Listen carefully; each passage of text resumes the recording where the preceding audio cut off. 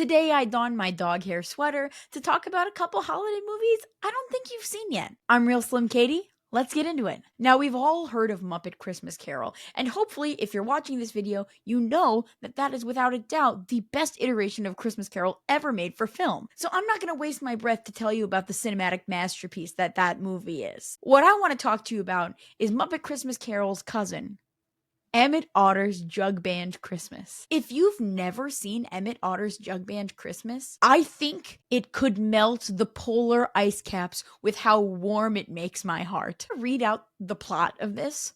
I don't know if I'm going to leave it in, but I'm just going to read it and show you my face. Kermit the Frog is introducing the story of Emmett Otter when he's interrupted by the River Bottom Gang, a group of hoodlums who insult him and steal his scarf.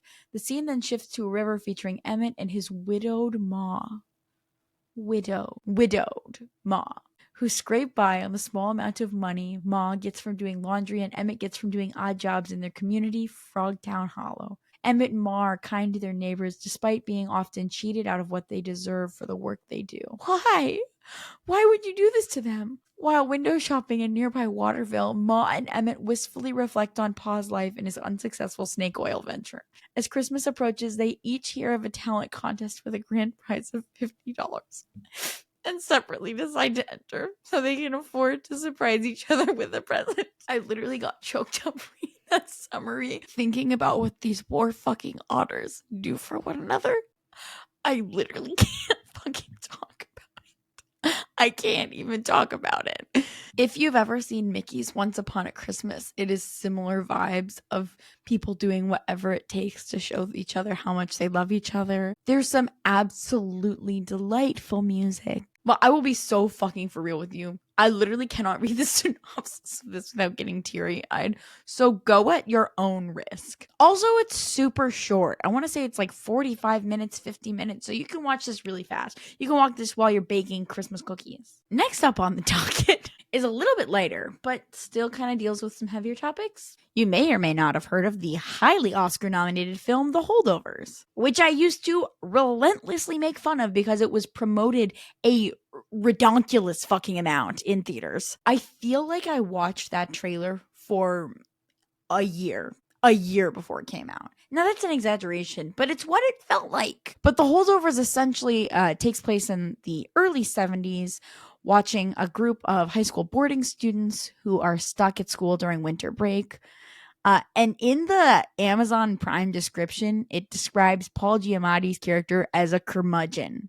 Now, I think in 2024, I have not seen the word curmudgeon used as much as it should. I think 2025, we should bring back the word curmudgeon. I really do. And honestly, Paul Giamatti is very curmudgeon-y. He's exactly what you expect of this hard-ass alcoholic teacher. And maybe he ends up needing the kids as much as they need him. I don't know. What do I know? If you know who Dominic Sessa is, actually, if you haven't seen this movie, you probably don't know who he is because this was his breakout role. But I'd watch this now and get on that train sooner rather than later because he's about to take off like a shooting star, baby. Also, Davine Joy Randolph delivers the performance of the whole year last year. And I believe she was the only performer to actually win for Best Supporting Actress for this movie. And I think the only person to win any performance awards from this film. Anyways, this movie kind of musters up a nostalgia for a time that I didn't even live in. And movies like that always hold a very special place in my heart. This is one that I think is really great for a whole family. And it's not very rah-rah Christmas in your face, but it's more like warm, fuzzy niceness. Although your mom and pa has got to be okay with a couple cuss words. So I can't stress how delightful this movie is. And I hope you all go watch it. Next up, and I talked about this in a video last week, so feel free to go click around on our channel and watch if you want to hear a little bit more about this film in depth. But Anna and the Apocalypse is a horror Christmas musical comedy. You have to want to like all of those genres. You do have to need to enjoy horror because there is some gore in it. You need to know that it's going to be campy. It's not going to take itself super seriously. If you want to watch a Christmas horror movie that's good, you have very limited options. This is good, but it's not good in the like, I'm a pretentious good movie kind of way. It's good in the like, oh, this is so enjoyable kind of way. And you gotta be down with some music. The music though is delightful. If you're a fan of musicals or movie musicals, you will really like it. It's silly, it's camp, it's cute, it's everything. It's zombies and a parody of all horror, meanwhile being a delightful, wintry musical romp. Sign me up!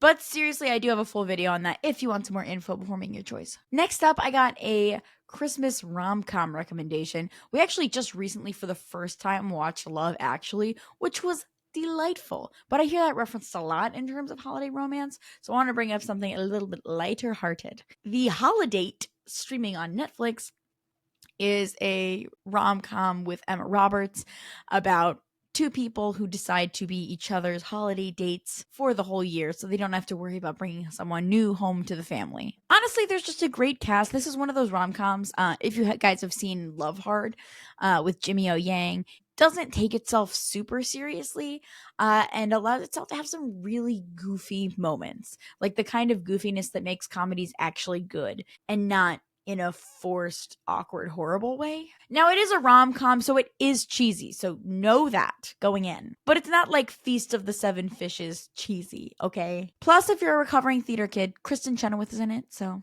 duh. And finally, and I cannot stress this enough, if you call yourself a geek, if you call yourself a nerd, if you consider yourself a dweeb of ultimate proportions, and you have not sat down to watch the Star Wars Holiday Special, you might have to get your card taken away from you. The Star Wars Holiday Special was first intended as like a Wookiees only story, but morphed into this like a mishmash of misguided story of Chewbacca being like, we gotta get back to Kashyyyk, and then like fucking acrobatic inserts singing and dancing in ways that I don't really truly understand how they relate to Star Wars at all. It is confusing. We also get to meet Chewbacca's canonical wife and children. And for years, I thought his wife's name was Paula. But I just went to read a synopsis, and I guess I misheard it. And this whole time it's been Mala.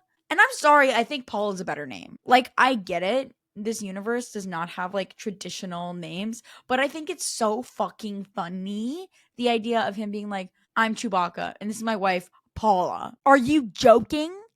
That's funny. I did watch this in Christmas of 2020 and it's wrapped up in some horrible memories for me, but not because of the content.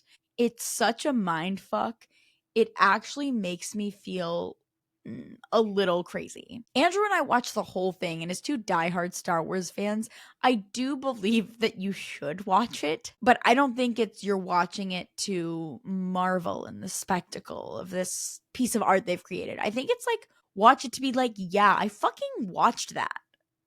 I watched that. Of all the time that's on this earth, I decided to do that. Yeah, it is entertaining. And in terms of visual effects, really nice to see how far we've come. Anyways, let me know if you'd watch any of these movies.